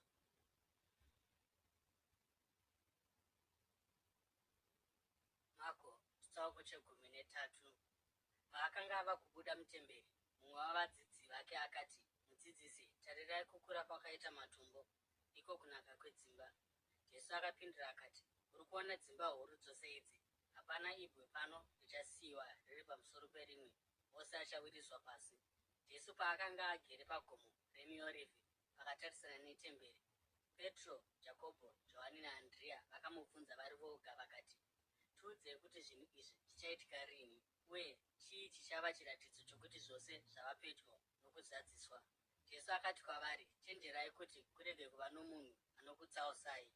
Vazhinji vachauya muzita rangu vachiti ndini iye, uye vachatsausa vazhinji. Pamunonzwa nezvehondo uye neguhu rehondo, musavhunduka. Zvinhu zvakadaro zvinofanira kuitika, asi kuguma kuchazosvika hako. Rudzi ruchamukira rumwe rudzi, uye ushe huchamukira humwe ushe. Pachava nokudengenyeka kwenyika munzvimbo dzakasiyana-siyana, uye nenzara. Izvi ndizvo zvichava kutanga kwamarwadzo okusununguka. Munofanira kugara makarinda, muchaendeswa kumatare mugorohwa mumasinagoge avo. Muchamira pamberi pavabati napamberi pamadzimambo nokuda kwangu, sezvapupu kwavari. Uye vhangeri rinofanira kuparidzwa kundudzi dzose. Pose pamunenge masungwa uye mamiswa pakutongwa, musatanga kufunganya pamusoro pezvamuchataura. Taurai zvose zvose zvamunenge mapiwa panguva iyoyo, nokuti hamusimi munotaura asi Mweya Mutsvene. Mukoma achaurayisa munun'una, uye baba vachadarowo mwana wavo. Vana vachamukira vabereki vavo, uye vachavaurayisa. Vanhu vose vachakuvengai nokuda kwangu, asi uyo anosungirira kusvikira kumagumo achaponeswa. Pamunenge moona nyangadzi yokuparadza yamira pasingafaniri, anoverenga ngaanzwisise. Ipapo vari muJudhea ngavatizire kumakomo.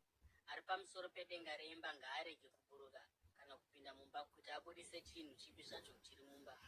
Munhu ari kumunda ngaarege kudzokera kumba kuti andotora jasi rake. Zvichava zvinotyisa zvakadiniko kuvakadzi vane mimba navanoyamwisa mumazuva iwayo.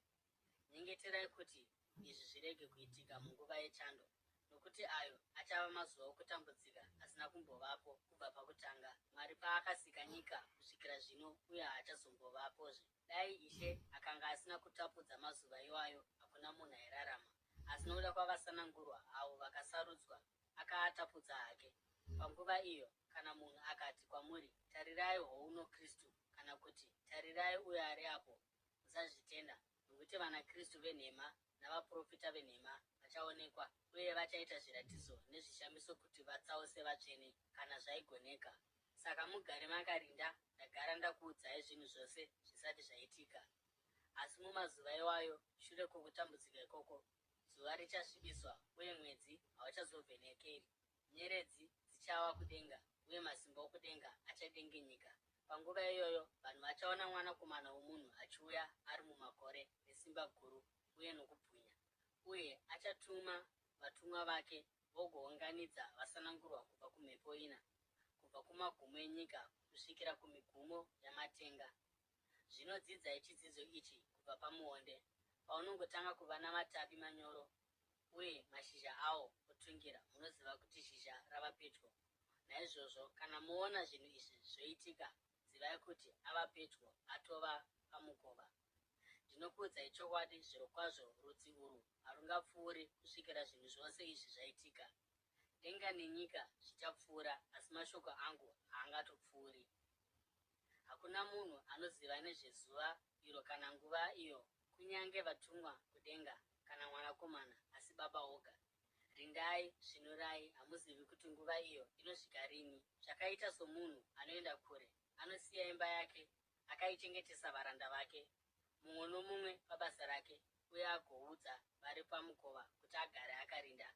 Naizvozvo rindai, nokuti hamuzivi musi unouya muridzi weimba, zvimwe madekwana kana usiku, kana pakurira kwejongwe, kana mambakwedza. Kana akakurumidza kuuya, musamurega achikuwanai mubete. Zvandinotaura kwamuri, ndinozvitaura kuvanhu vose ndichiti, rindai. Mako, chitsauko che14. Zvino kwakanga kwangosara mazuva maviri kuti Pasika nomutambo wechingwa chisina mbiriso zviitwe. Uye vaprista vakuru navadzidzisi vomurayiro vakanga vachitsvaka nzira yokuti vasunge Jesu nayo uye vamuuraye. Vakati, asi kwete panguva yomutambo, nokuti vanhu vangangoita bope. Uye paakanga ari muBhetani, agere pakudya mumba momumwe murume ainzi Simoni wamaperembudzi, mumwe mukadzi akava nechinu chamafuta chearabhasita, mafuta anokosha kwazvo akanga akaitwa nenaridho yakaisvonaka. Akazarura chinu akadururira mafuta mumusoro wake. Vamwe vakanga varipo pakati pavo vakatsamwa vakati, seiko vachitambisa mafuta aya kudai? Angadai atengeswa nomutengo uno mubayiro unopfuura wegore rose, uye mari yacho yapiwa kuvarombo. Uye vakatsiura mukadzi uyu nehasha. Jesu akati kwavari, musiyei akadaro, munomunetsereiko? Aita chinhu chakanaka kwandiri. Varombo munavo nguva dzose, uye munogona kuvabatsira panguva ipi zvayo yamunoda, asi hamuzogari muneni nguva dzose. Aita zvaanogona, adururira mafuta anonhuhwira pamuviri wangu nguva isati yasvika, kuti agadzirire kuvigwa kwangu. Ndinokuudzai chokwadi, kwose kunozoparidzirwa vhangeri panyika yose, zvaaita izvi zvicharehwawo, vanhu vachimurangarira nazvo.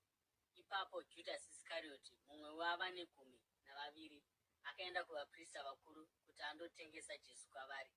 Vakafara kunzwa izvi, uye vakavimbisa kumupa mari. Saka akamirira mukana wokumisa kwavari.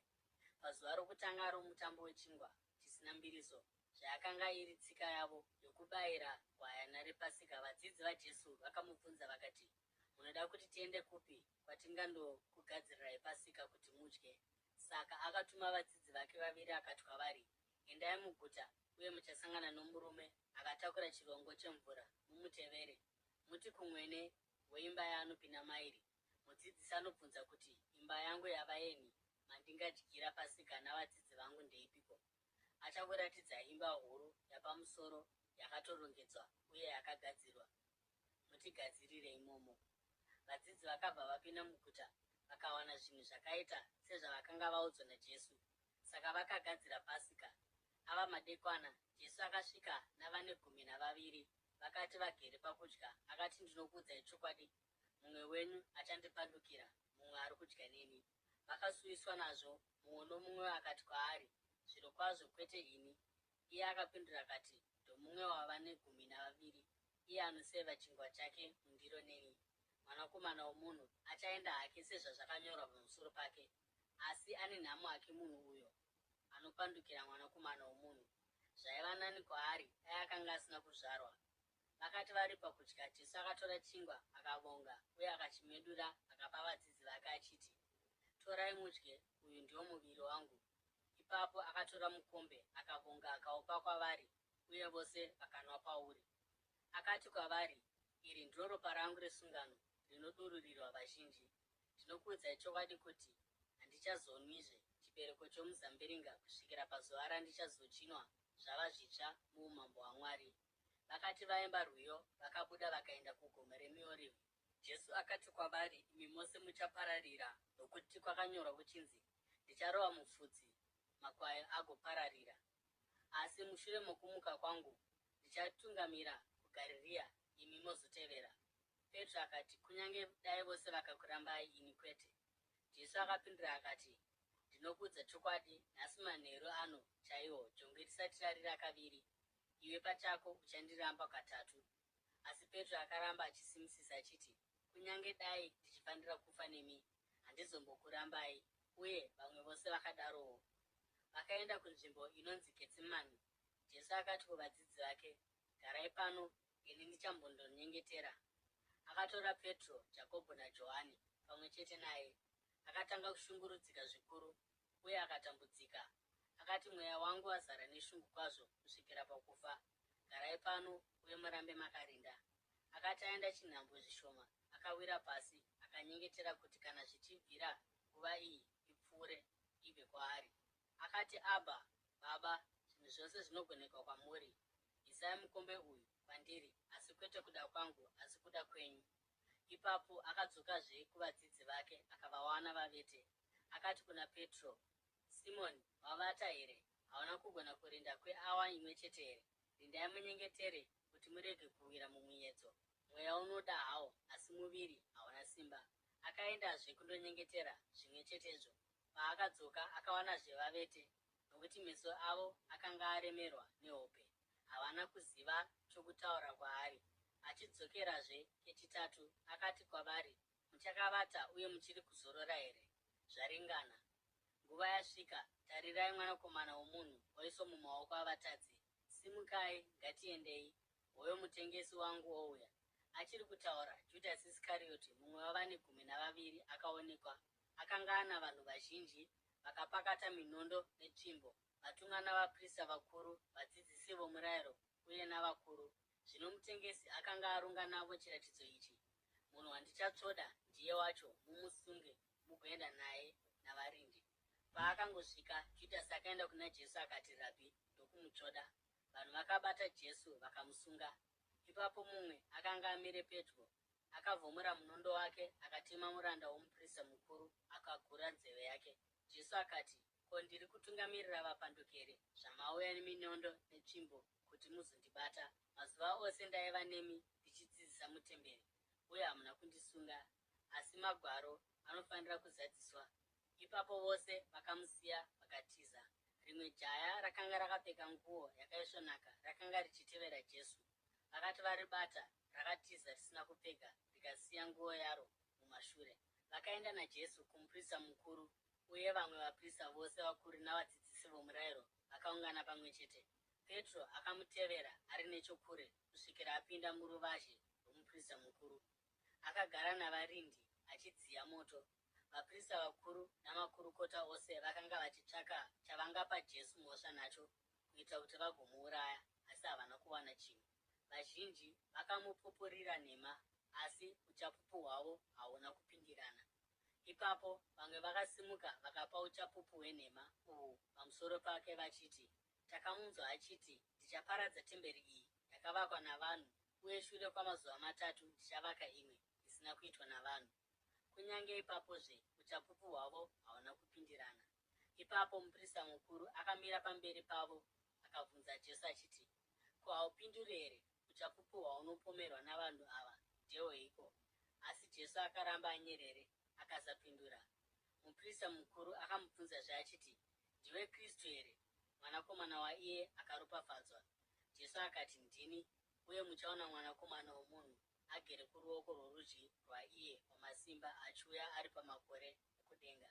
Muprista mukuru akabvarura nguo dzake akati, tichatsvakireiko zvimwe zvapupu? Manzwa kumhura kwake munofungeiko? Vose vakamutonga vachiti aifanira kufa. Ipapo vamwe vakatanga kumupira mate, vakamusunga kumeso, vakamurova nezvibhakera vachiti, profita, uye varindi vakamutora vakamurova.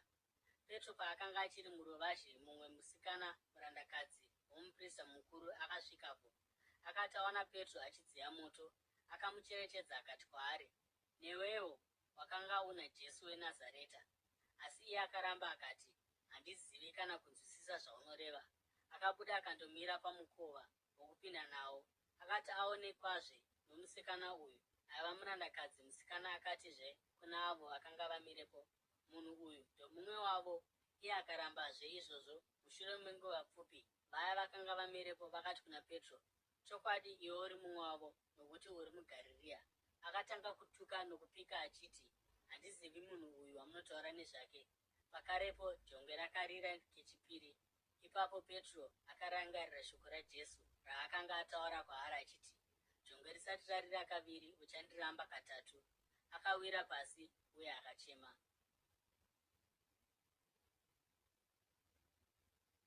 Ako, chitsauko 15. Mangwanani-ngwanani, vaprista vakuru navakuru, vadzidzisi vomurayiro uye nedare guru rose vakaita sarudzo. Vakasunga Jesu vakaenda naye vakandomisa mumaoko aPirato. Pirato akamubvunza akati, ndiwe mambo wavaJudha here? Jesu akapindura akati, hongu, ndizvo sokutaura kwamaita. Vaprista vakuru vakamupomera zvinhu zvizhinji kwazvo. Saka Pirato akabvunzazve akati, kwavapinduri here? Tarira kuwanda kwezvinhu zvavakupomera. Asi Jesu haana kupindura, uye Pirato akashamiswa nazvo. Zvino yakanga iri tsika yapamutambo kuti asunungure musungwa anenge akumbirwa navanhu. Murume ainzi Bharabhasi akanga ari mutorongo, pamwe chete navamwe vakanga vamutsa bope vakauraya munhu. Vanhu vazhinji vakauya vakakumbira Pirato kuti avaitire zvaaisiita. Pirato akabvunza akati, munoda kuti ndikusunungurirei mambo wavaJudha here? Achiziva kuti zvaingova zvegodo ravaprista vakuru kuti vakaisa Jesu mumaoko ake. Asi vaprista vakuru vakamutsa mwoyo yavazhinji kuti vaite kuti Pirato asunungure Bharabhasi pachinzvimbo chaJesu. Pirato akabvunza akati, ndichaiteiko zvino nouyo wamunoti mambo wavaJudha? Vakadanidzira vachiti, muroverei pamuchinjikwa. Pirato akabvunza achiti, nemhaka yeiko? Akapara mhosva yeiko? Asi vakanyanya kudanidzira vachiti, muroverei pamuchinjikwa. Achida kufadza vanhu, Pirato akasunungura Bharabhasi, akaita kuti Jesu arohwe uye akamuendesa kuti andorovererwa. Varwi vakatora Jesu vakapinda naye mumuzinda Piritoriamu uye vakaunganidza pamwe chete boka rose ravarwi. Vakamupfekedza nguo dzepepuru. Ipapo vakamurukira korona yeminzwa vakaigadzika pamusoro wake uye vakatanga kudanidzira kwaari vachiti, kwaziwaika mambo wavaJudha. Vakaramba vachingomurova mumusoro netsvimbo uye vachimupfira mate, vachipfugama namabvi avo vakaita savanomunamata. Uye vakati vamudadira, vakabvisa nguo yepepuru vakamupfekedza dzake. Ipapo vakabuda naye kundomuroverera pamuchinjikwa. Mumwe murume aibva kuKurini, Simoni baba vaArekizanda naRufasi, akanga achipfuura achibva kumaruwa. Vakamumanikidza kuti atakure muchinjikwa. Vakaenda naJesu kunzvimbo yainzi Gorogota, kureva kuti nzvimbo yedehenya. Ipapo vakamupa waini yakavhenganiswa nemura, asi haana kuinwa. Uye vakamuroverera pamuchinjikwa, vakagawana nguo dzake, vakakanda mijenya kuti vaone kuti mumwe nomumwe angawanei. Yakanga iri nguva yechitatu pavakamuroverera. Zvakanga zvakanyorwa pamusoro pake zvaiti, mambo wavaJudha. Vakamuroverera pamwe chete namakororo maviri, mumwe kurudyi, mumwe kuruboshwe. Uye rugwaro rwakazadziswa runoti, akaverengwa pamwe chete navadariki. Vaya vakanga vachipfuura vaimutuka vachidzungudza misoro yavo vachiti, saka iwe uri kuzoputsa temberi nokuivaka mumazuva matatu. Chiburuka pamuchinjikwa uzviponese. Nenzira imwe cheteyo, vaprista vakuru navadzidzisi vomurayiro vakamuseka pakati pavo vakati, akaponesa vamwe asi haagoni kuzviponesa. Kristu uyu, mambo wavaIsraeri, uyu ngaaburuke iye zvino pamuchinjikwa kuti tione tigotenda. Navaya vakanga vakatorovererwa pamwe chete naye vakamutukawo. Nenguva yechitanhatu, rima rakauya pamusoro penyika yose kusvikira panguva yepfumbamwe. Uye panguva yepfumbamwe, Jesu akadanidzira nenzwi guru achiti, Eroi, Eroi, rama sabhakitani, zvinoreva kuti Mwari wangu, mandisiyireiko? Vaya vakanga vamire pedyo vakati vanzwa izvi vakati, inzwai, ari kudanira Eria. Mumwe murume akamhanya akazadza chipanje newaini yaivava, akachiisa parutanda, akachipa kuna Jesu kuti anwe. Akati, zvino musiyei akadaro, regai tione kana Eria achiuya kuzomuburutsa. Ipapo Jesu akadanidzira nenzwi guru, akabudisa mweya wake. Chidzitiro chapatemberi chakabvaruka napakati kubva kumusoro kusvikira pasi. Uye mukuru wezana akanga amirepo pamberi paJesu akati anzwa kudanidzira kwake uye aona mafiro aakaita, akati, zvirokwazvo murume uyu akanga ari mwanakomana waMwari. Vamwe vakadzi vakanga vachitarira vari kure. Pakati pavo paiva naMaria Magadharina, Maria mai vaJakobho munun'una waJosesi, naSarome. Vakadzi ava vomuGarirea ndivo vaimutevera uye vachimushandira. Vakadzi vazhinji vakanga vauya naye kuJerusarema vakanga varipowo. Rakanga riri zuva rokugadzirira, ndiro rinotangira Sabata. Saka kovira Josefa weArimatia, nhengo yedare guru yaiva nomukurumbira, uyo akanga akamirirawo umambo hwaMwari, akatsunga kuenda kuna Pirato kundokumbira mutumbi waJesu. Pirato akashamiswa kunzwa kuti akanga atofa. Akatuma mukuru wezana akamubvunza kana Jesu akanga afa. Akati anzwa kubva kumukuru wezana kuti zvakanga zvirizvo, akapa mutumbi kuna Josefa. Saka akauya nemimwe micheka, akaburutsa mutumbi, akauputira nomucheka, akauisa muguva rakanga rakacherwa paruware.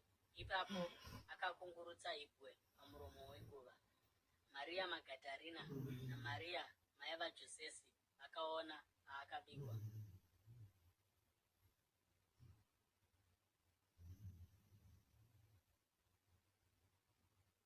Mako chitsauko che13. Sabata rakati rapfuura, Maria Magadharina, Maria mai vaJakobho naSarome vakatenga zvinonhuhwira kuti vagondozodza mutumbi waJesu. Mangwanani pazuva rokutanga revhiki, zuva risati rabuda, vakanga vapinda munzira uye vakabvunzana vachiti, ndianiko achatikungurutsira ibwe pamukova weguva?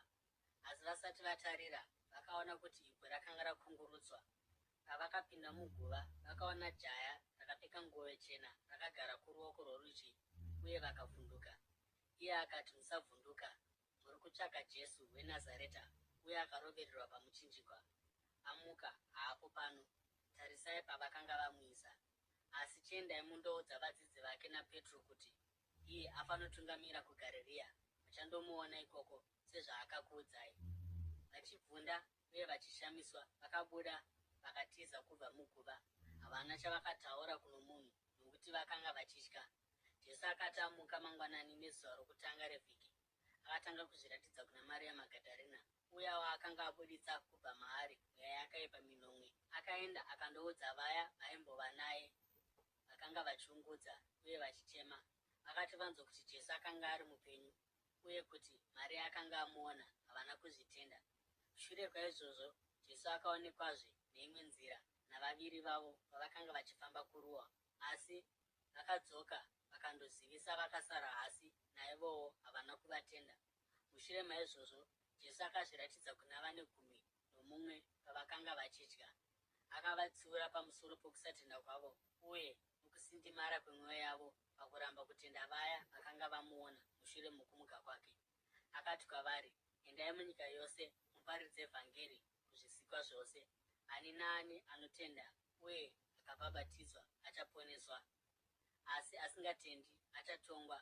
Uye zviratidzo izvi zvichatevera vanotenda: vachadzinga mweya yakaipa muzita rangu, vachataura nendimi itsva, vachabata nyoka namaoko avo, uye kunyange vakanwa muchetura unouraya haungavakuvadzi napaduku.